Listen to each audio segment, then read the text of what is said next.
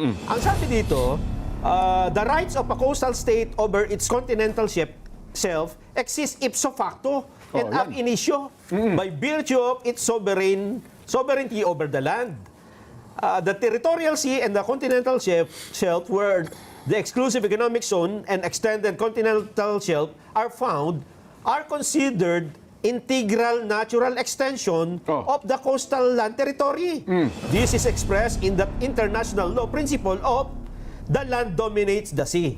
A coastal state has an inherent rights to its continental shelf without need of any formality, announcement, proclamation, or occupation. There is therefore no need to proclaim the coordinates of the outer limits of a coastal states. Sino nagsabi niyan?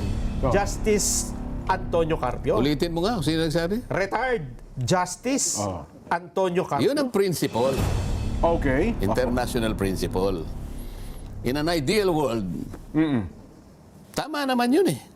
Pero, ideal ba yung mundo natin, Nelson? Lalo na dito sa Pilipinas, yung pinag-uusapan. Exclusive economic zone at saka yung ating continental shelf. 200 nautical miles away from the baseline. Opo. Okay? Ilan ang nag-o-overlap na water system dyan? Isa-isayin natin. Sa bandang norte, meron tayong problema, nag-o-overlap, nasa Taiwan at saka China Yan. because of the Pratas Island. Okay? Bandang norte pa rin, nagkakaroon ng overlap ang ating Philippine Sea at saka yung Basi Channel. Ito ay problema natin sa Japan at saka sa Palau. Baba tayo sa south, may problema tayo dahil sa Sabak Lane.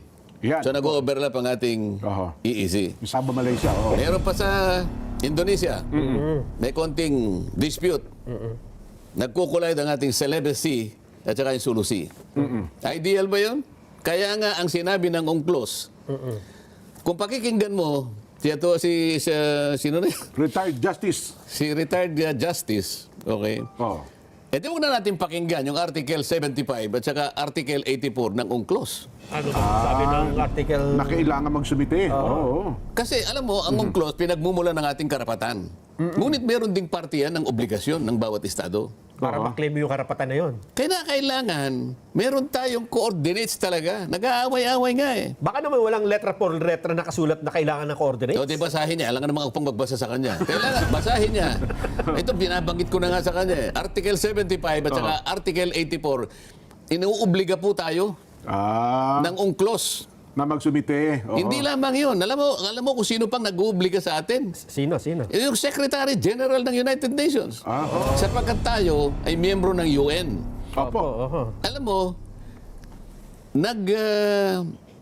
nag-i-issue ng regular na paalala ang United Nations na tayo ay mag-comply doon sa mga regulatory issues. Kagaya, pinagsasambit tayo ng coordinates talaga. Alam ba nyo ngayon, isipin mo, ito, kailangan malaman ninyong dalawa ito. Obligasyon ito ng isang partido ng isang treaty. Okay? Kailan ba tayo nag-sign sa UNCLOS, Jen? Kailan pa? 1982. 1982 na pala. Ni-ratify ng ating pamahalaan 1984. Okay. Naging enforceable sa atin 1997 o 1994. 1994, okay. Sa makatwid, 1994, 2026, ilang taon nang nakararaan? Nelson, Mga... mathematician, 32. 32, tama. 32 years ago. Sabi ng Article 75, 84, mag-submit kayo ng chart sa mga coordinates. Hanggang ngayon, hindi pa tayo nagsasubmit. 32 years nang nakakaraan. Babasahin ko na para akala ano nyo lang yan interpretation. Yan, nakita na niya. Basahin mo. Article 75. Part of the Convention's provision on the exclusive economic zone requires coastal states to provide publicity for charts or list of geographical coordinates. Yan. Ulitin mo nga yun. List of geographical coordinates. Sana nakikinig yan. Defining the outer limits of their EEZ. Ibig sabihin, Sen, parang talagang banggaan no? Hindi ba obligasyon 'yon? Oo. Ibig mo sabihin ikaw pinangangalandakan mo ang karapatan mo sa UNCLOS, pero yung obligasyon hindi mo tinutupad.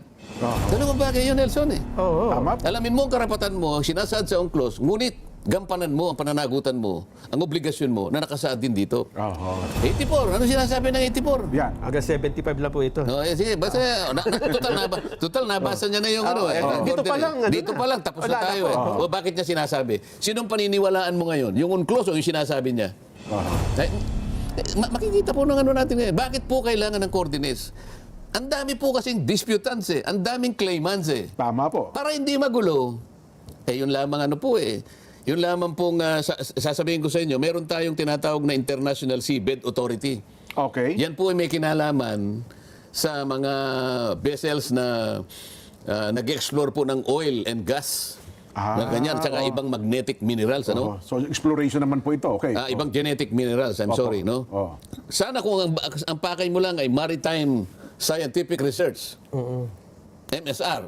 Ayan, kakaraniwan may consent na yan kasi kailangan ng pangmundong ano yan agham yan Research. para malaman natin kung Ganun ano pala yun. yan walang masyadong problema yan Masyadong tututo. Pero pagka pumalaot ka at ang gagawin mo ay exploration, oil, gas, genetic minerals, ay i-guide ka ng Seabed Authority kasi nasa ilalim na yan. Kaya nga yung continental shelf mo, kailangan yan Opo. Kung wala kang coordinates, hindi ka basta makakapasok dyan. Ayun. Sasabihin ng pag may coordinates, kung wala kang kaya pala pasok ng pasok sa atin yung mga yan paano? Kasalanan lahat ni Justice Carpio. Sinabi niya, hindi na dapat magkaroon ng coordinates. Kaya siguro po ngayon, papasukan tayo ng lahat ng mga nag-explore na yan. Sisihin po ninyo siya. Kasi ayaw niya magbigay ng coordinates Hanggang ngayon po, ay wala pa po tayong coordinates pagkatapos ng 32 taon. Alam niyo kung bakit? Kasi pinayuhan nga ni Carpio na wag na maggumawa. Kaya nga siguro. Madali namang kwentahin. Na pag sinasabi natin, alam mo, sinabi ni Jen, sinabi ni Nelson, sinabi ko na rin. Hanggang ngayon po, after 32 years, bakit hindi po tayo makapag-submit, makapag-deposit ng charge at geographic coordinates? Mali ka naman Kapag ang dami na namin sinabi. Puntahan po ninyo yung website po ng Division for Ocean Affairs and the Law of the Sea. Dualos. Real time po ito. Yan po, ibibigyan po kayo ng update kung ano po ang naisubmit na natin. Tayo, transparent tayo Ang sinasabi natin dito puro totoo. Walang panlilinlang, walang pandaraya, walang panliligaw. Yan ang patakaran ng istasyon na ito. Hindi kagaya ng senador na binanggit natin kanina, yung tanong ko, kinuha niya sa ibang sagot. Pinaglalaban niya at pagkatapos papasok siya, parang akala mo siyang national hero. Mamaya, i-discuss natin. Alam mo kung bakit nila ina-avoid ang coordinates? Hindi nila talaga kayang gawin ito Ganun ho. Talagang imposible gawin, ano? Samantalang hindi naman siyang gagawa. Ang NAMRIA ang gagawa niyan di tulungan natin ang NAMRIA. Pagtulong-tulungan natin, ilaban ang saganang atin. Kung mahirap, hindi baling mahirap, pero tangkain natin, kagaya ng ginawa ng Mauricio, sinasabi ko sa iyo. Kinuha nila yung parte ng HISIS para makapag-declare sila ng Chagos Archipelago. Ang Brazil, in-enclose nila yung St. Peter at saka yung St. Paul, taking part of the HISIS. Iniintay nila kung may mag-object. Fortunately, walang nag-object. Kahit na ang Amerika hindi nag-object, baka sakaling maging katanggap-tanggap yun, Bakit hindi natin gawin? Ba't di natin ilaban? Hinahamon ko lang sila dito pagkatapos ako ngayon ang gagawing traidor, senador, hindi kasi nila kayang gawin. Alam mo kung ba't tinatago ang coordinates? Bakit daw po?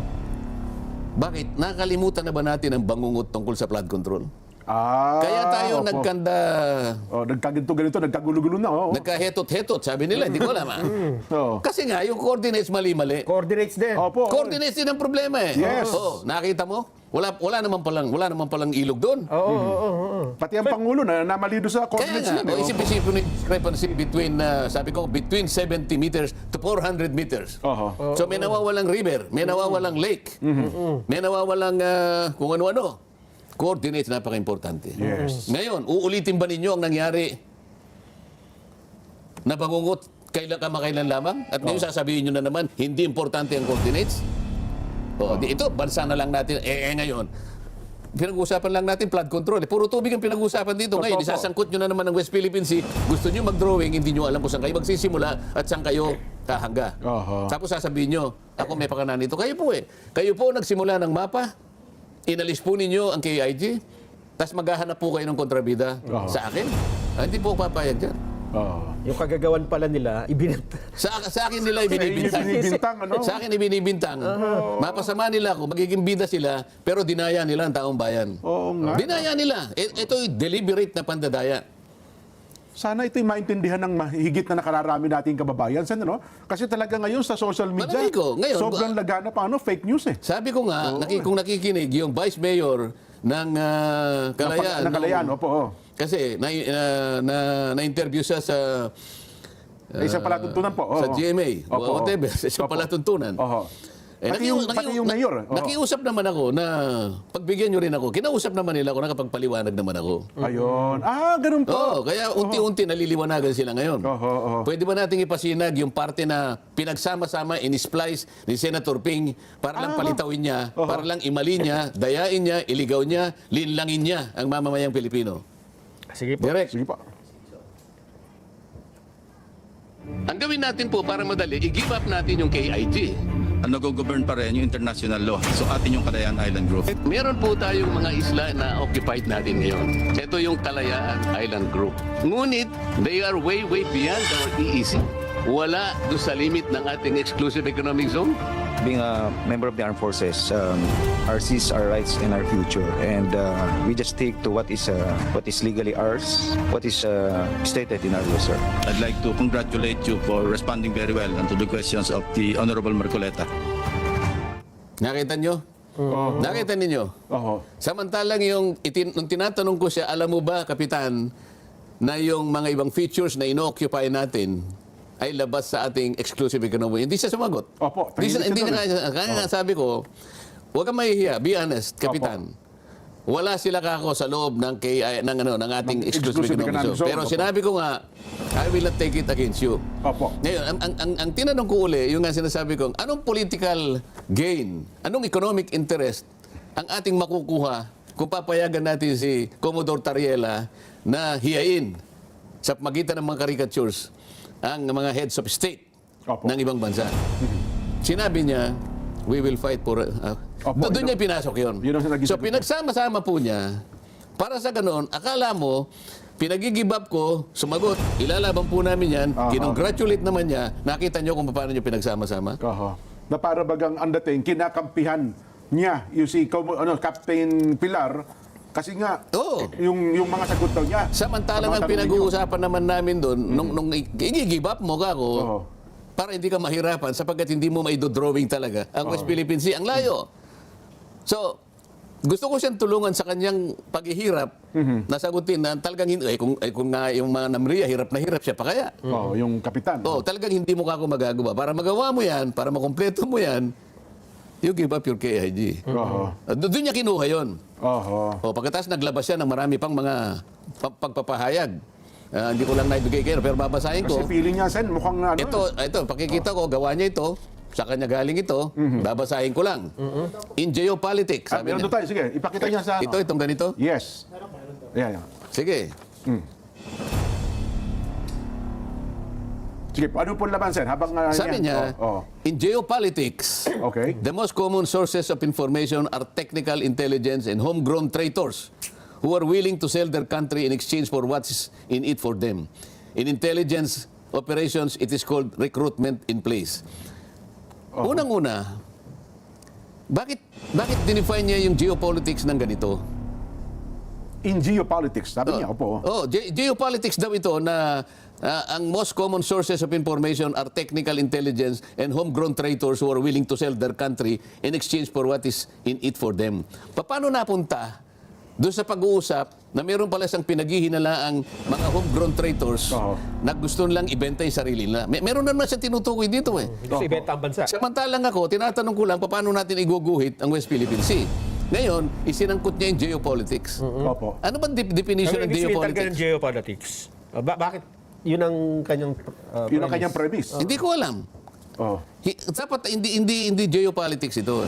Papalitan natin. In dirty politics. Ayun. In dirty, maruming politika. Oh. Siya nagpasimula nito eh. Hindi geopolitics ito eh. Dirty politics ito.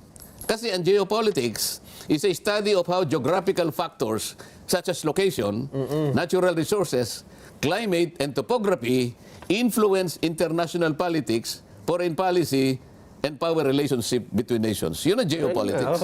Ang layo naman. I-define niya sa pagkuha ng mga impormasyon, nag-i-involve ng mga traitors, homegrown traitors, ewan ko kung sino na naman ang kanyang tinutukoy. Pag pinatutungkulan na naman siya, Mahilig siya sa ganito eh. Mahilig siya sa paggawa ng ganito.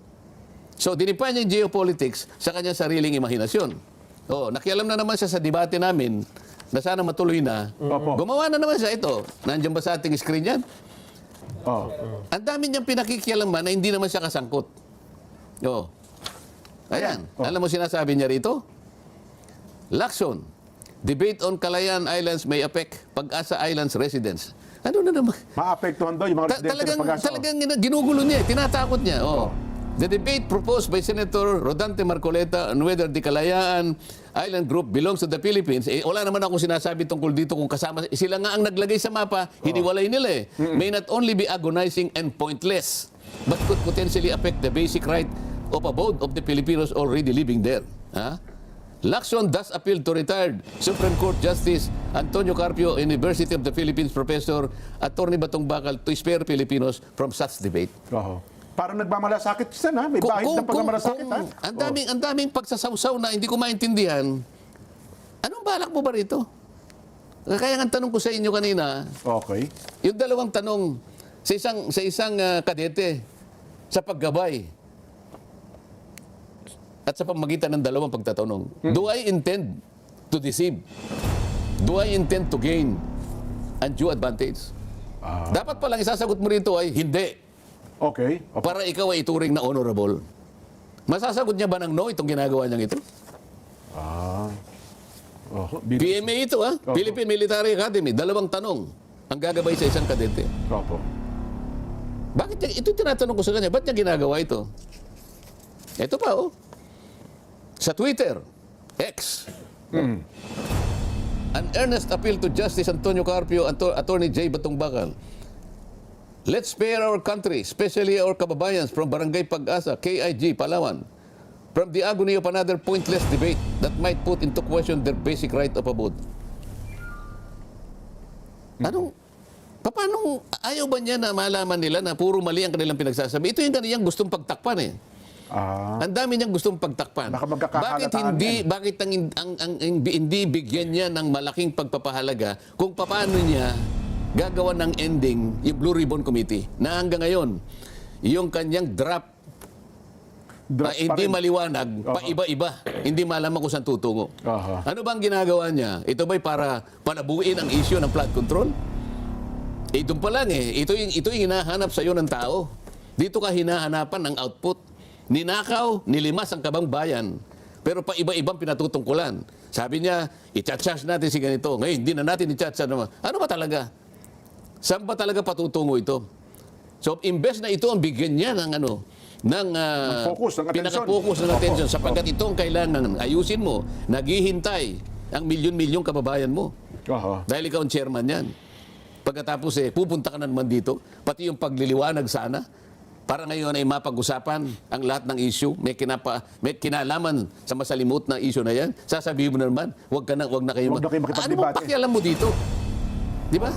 Lahat gusto niyang pakialaman.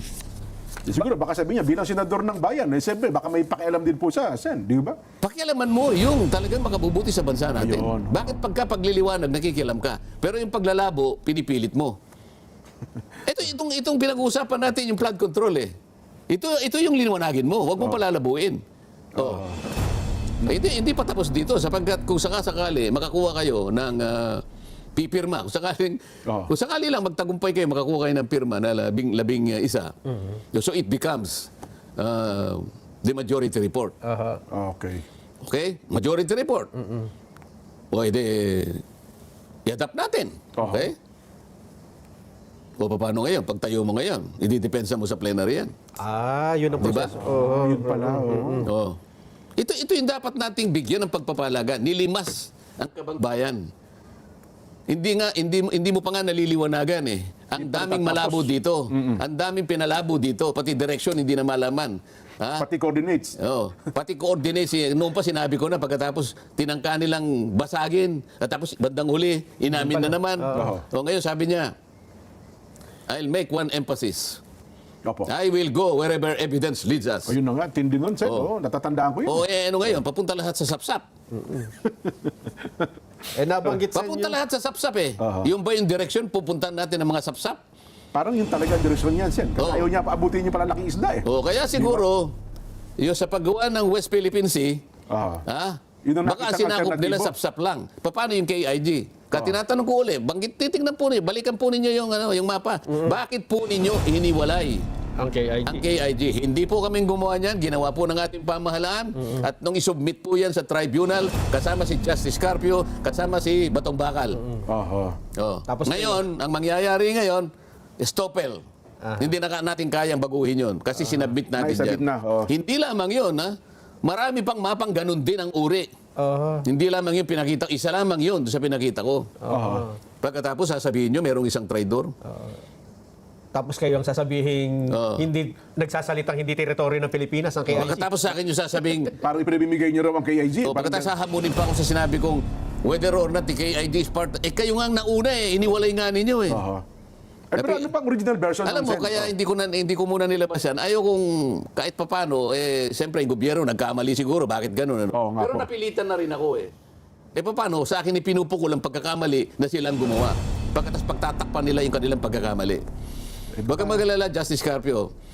Meron ka pang isang araw tatalakayin namin kung paano mo ipinamigay ang halos 242,000 square nautical miles ng ating territorial sea. Ay, napakalaking bahagi ng Oo. Pilipinas doon, Sen. Yan ay yung pinaka-ebidensya ng treason. Alam mo kung bakit, Jen? Doon sa kanyang ginawang pagdidesisyon, inakala niya, Ito po, Sen, desisyon na po niya ito, ha? Pero desisyon niya ito. Okay. Ito, maalala niya, sasabihin ko sa kanya, Magaliona Magaliona. versus Ermita. Okay. Oo. Pumayag siya sa argumento ng gobyerno na paliitin na lang natin ang territorial sea sapagkat makakakuha na tayo ng ganansya sa ating exclusive economic zone. Lumaki nga, sa palagay niya, ang exclusive economic zone, ipinamigay niya yung 242,000 square nautical miles. Territorial sea yun, Jen. Ibig sabihin, parte ng ating territory. Yes, Yung maritime rights, limited lang yun. Limited Economic lang po yun. rights lang yun. Oo. I charge him treason for this. Kailangan malaman mo na, Justice Carpio, kung nakikinig ka. Territorial rights po yun. Kasi sa ibang bansa, pag pumasok Ayun po ng nga, ibang kaya bansa, ayaw doon, nilang makipagdebate kasi sasabihin ko lahat ito eh. Hindi na lang makikipagdebate yan, Sen. Hindi, makikipagdebate yan, pilitin nyo. Hindi, sinabi na may premise na- Etin mo, dahil nga sa sinabi ni Ping Lacson, Yan. na sinabi niya na geopolitics, ang pagkuha ng impormasyon sa mga traidor, bla bla bla. Opo. Gumawa rin ng pagpapahayag. Itong Justice Carpio, sinabi niya, I intend to revise. Sabi niya, sana ma-revise natin ang Foreign Service Act sa DZBB. May interview siya. Ha? Para daw malaman, baka may mga Pilipino na nagsisilbi na foreign agents at binabayaran ng China. So, nasabi na nga natin nung isang araw, nakalimutan niya, yung anak niya nagtuturo sa University of Beijing. So nagsama-sama sila, nakikita mo, magdidikit-dikit sa isang larawan na sila magkakasama. Kung basahin mo yung dyaryo ngayon, yung isang manunulat sa, hindi ko alam kung Inquirer yun o Ambet Ocampo. Isang malapad na dyaryo na lang po. Sige, Isang malapad na dyaryo, binabanggit na naman niya yung mga naunang mga mapa na pinagsasaligan ni Justice Carpio na, ayan, sabi niya, hindi kagaya ni Marcoleta na pinamimigay niya. Sabi na naman niya. So, iba, yung narrative nila, gumawa sila ng sariling narrative, sila-sila. Opo. At Na pagkatapos pinamimigay ngayon, nila, pagkatapos, merong isang opisyal ng relihiyon. Opo. Hindi ko nababanggitin kung ano relihiyon, kung anong pangalan, kino-congratulate niya yung ginawang resolusyon ng mga dilawan sa House of Representatives, gumawa ng resolusyon congratulating the gallantry, the valor, Opo. and the yung katapangan, kabayanihan ng mga nakatira sa KIG na magpahayag ng kanilang na gusto yata nila kung gawing persona non grata, parang ganyan. Nakita mo na kung ano yung kanilang ginagawa. Kaya inuutukan Gumagawa na talaga sila nila ng eh. pelikula. Opo. Kaya si Commodore Tariela, Gusto niya akong hilain papunta ron para hiyain nila ako, di ba? Nakikita niyo na kung ano yung kanilang gusto mangyari. Ayun. Kailangan po malaman ninyo, mga kababayan, kung ano po ang buktot na hangarin ng mga tao sa likod ng gumagawa ng isang naratibo.